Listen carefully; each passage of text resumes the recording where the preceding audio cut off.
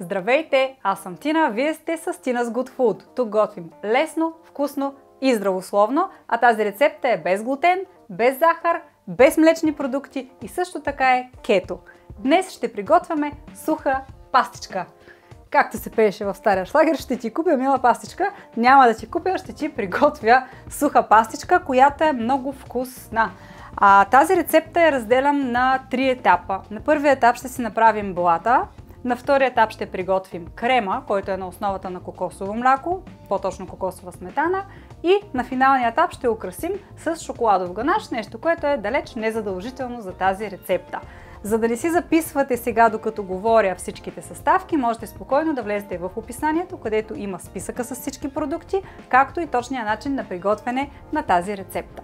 Започваме, както казах вече, с блата. Ще са ни нужни 6 яйца, които трябва да влязат в тази купа.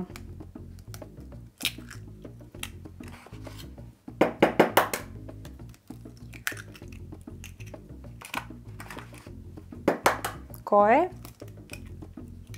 Един белтък и един жълтък. Малко ми липсва времето, в което имаше домашни яйца с по 2 жълтъка. Честно да ви кажа. Но и един ще свърши работа в случая. Така. Продължаваме с овкусяване. Винаги слагам мъничко сол в десертите, които правя. Една супена лъжица бак пулвер ще ни трябва. Равна, мерителна супена лъжица. Ето така. Продължаваме с 2 супени лъжици какао, в случая 15 грама, ако го мерите на грамаж. Използвам неподсладено био какао. Продължаваме с ленено брашно 100 грама. Влизат в купата. Подсладителя, който използвам е еритритол. Може да използвате всякакъв друг подсладител гранулиран, който харесвате и използвате в къщи, включително ксилитол, някакъв микс с стевия, кокосова захар, ако ползвате. Просто трябва да е 100 грама гранулиран подсладител. И накрая овкусяваме с мъничко ванилия. Както виждате, нищо не отделям, не разделям, всичко влиза в купата и бъркаме с пасатора. Класическа рецепта от Tina's Good Food.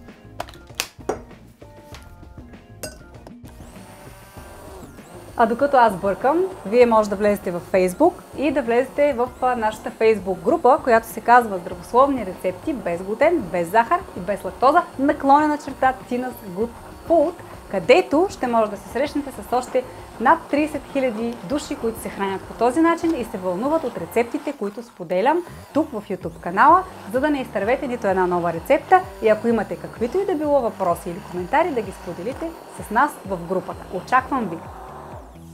Готови сме. Лененото брашно има неприятното свойство да се залепва по стените на купата, така че ако това се случи, трябва да оберете от стените и да доразбъркате с пасатора.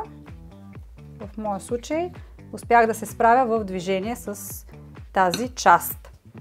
Сега, ето така изглежда като гъстота. Типично кексово тесто, ли да кажа, не кексово, типична кексова смес, която, ако следите канала, най-вероятно разпознавате като моя кето кекс. Тази смес я изливам в една форма за кекс и получавам кето кекс, което е различно от най-известната ми рецепта за кекс, която не е кето, защото в нея има, какво имаше, сега ще ви кажа, много прилича на тази, ето вижте, така изглежда, но в нея имаме тахан, имаме брашно от орошков, имаме и кленов сироп, т.е. не е подходяща за хора, които избягват въглехидратите.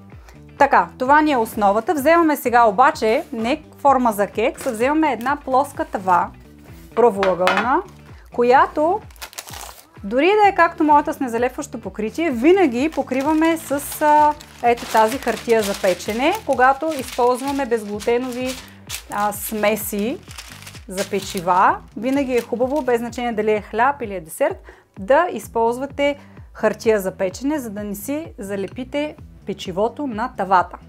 И разстиламе върху цялата повърхност на тавата. Идеята е да получим един блат с дебелина максимум един пръст.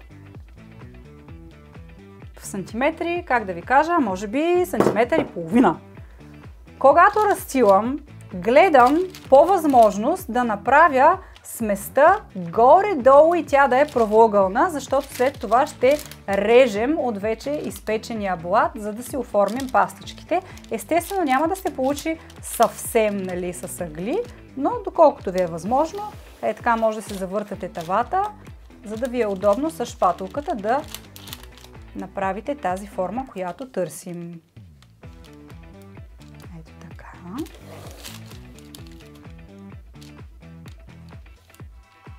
Тя някак се е саморазстила в тавичката, като саморазливна мазилка, може би, или да кажа. Не, че съм работила с саморазливна мазилка, но съм виждала как хубаво се разстила. Така, обираме си тук, да ни отива зян. Не си облизваме пръстите, защото все пак има сурови яйца вътре. Така. Следва лекичко, ето така разтрисате, за всеки случай да стане максимално равномерно. И влиза в фурната на 180 градуса, загрята фурна, на средна решетка, за 20 минути. Да не го изтървете повече, това е тънка смес, която лесно ще се изпече.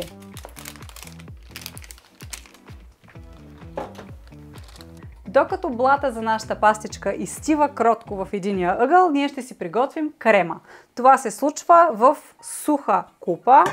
Слагаме предварително охладена сметана кокосова, т.е. 30% масленост. Ако си мислите, че ще се получи с обикновено кокосово мляко от кенче, няма да стане, трябва ви сметана. И е задължително да бъде охладена преди това. Изсипвате цялото съдържание в купата. Така хубаво ще обера с лъжицата. Така.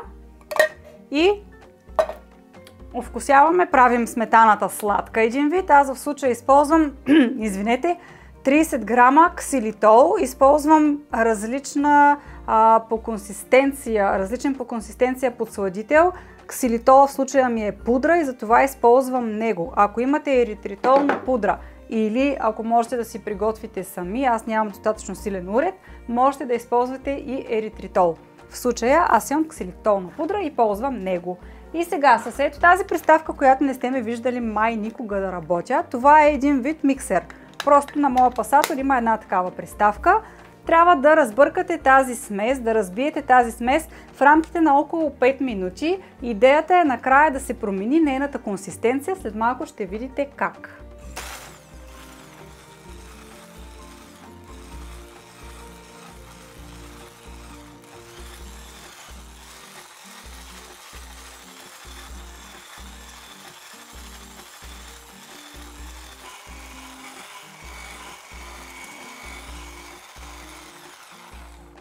Ето това трябва да се получи. Погледнете каква е консистенцията. Леко започва да се сгъстява. Естествено не очаквате да се случи както при истинската сметана. И при самото разбиване сега ще ви покажа каква е консистенцията. Ето вижте.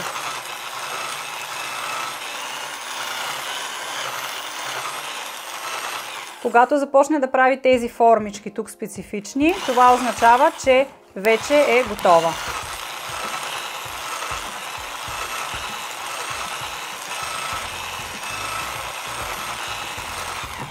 Така.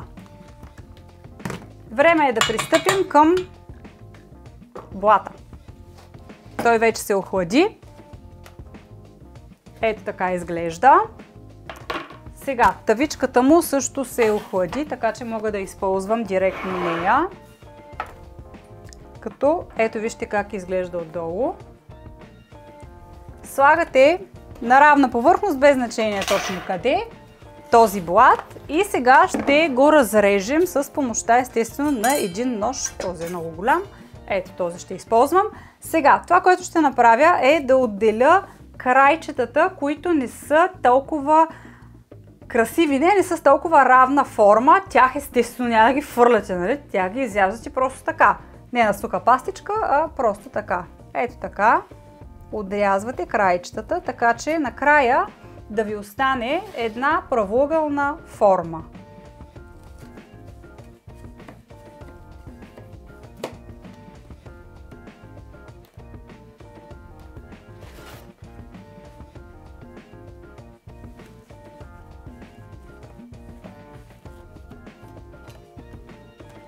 така.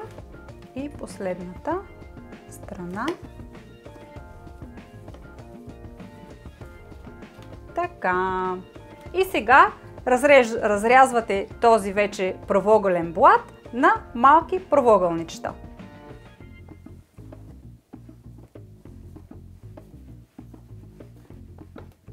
Колкото се може, гледате да са им равни ъглите.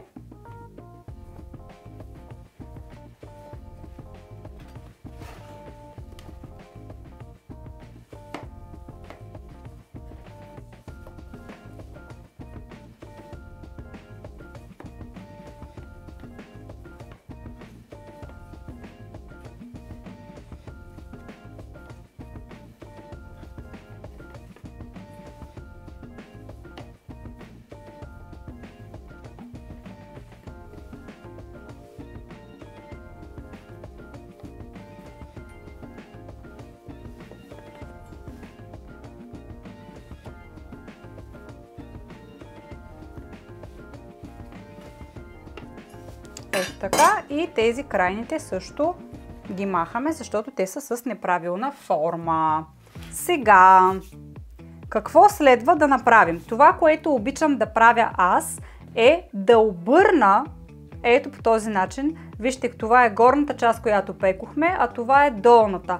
Долната обикновенно е по-равна и затова, когато правя самата пастичка, гледам тук да оставя долната страна. Пекох насам и сега обръщам. Ето вижте как изглежда, понеже отсам е малко по-дебело, бих завъртяла ето така пастичката, за да се получи равномерно от двете страни. Първо ще си приготвя ето така пастичките, хем ще си освободя и място. Причината да го правя е горе-долу да се ориентирам за размера на различните пастички, защото, както знаете, те няма да станат съвсем еднакви, това е напълно нормално. Така че горе-долу ги подреждаме така по двойки, да си отиват. Така.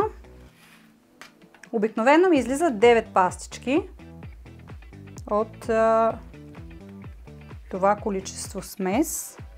Ето така. И ето така. Колко станаха? 1, 2, 3, 4, 5, 6, 7, 8, 9. Пак излязоха 9. Връщам това в тавичката, защото, както казахме, ще си го хапнем просто така.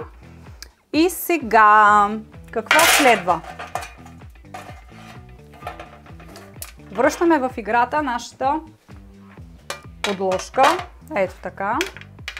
Центрирате я върху тавичката и започвам мазането с крем. Мазането с крем става изключително лесно, както най-вероятно ще се досетили вече. Именно взимаме долната част, хващаме една лъжица и размазваме от крема. Горе-долу гледаме да е еднакво количество разпределено. Ето така.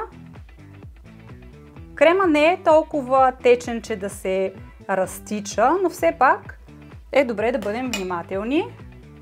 Така. И слагаме отгоре.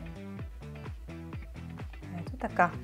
Много обичам леко да ми излиза крема, защото става много лицеприятно, освен вкусно.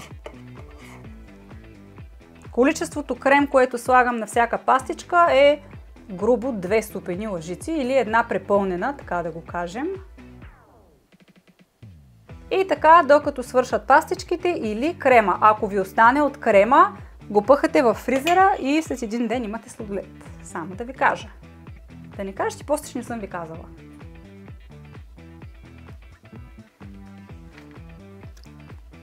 Никой не да.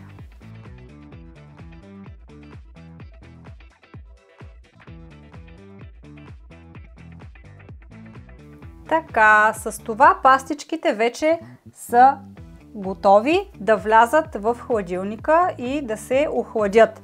Обаче, ако искате да ги направите още по-симпатични, можете да се направите на водна баня да разтопите произволен черен шоколад, който харесвате, или ако не използвате черен шоколад и имате какаова паста, може да сложите 3-4 супени лъжици какаова паста, една супена лъжица кокосово масло, някакъв подсладител и на водна баня да разтопите, за да получите шоколадова смес.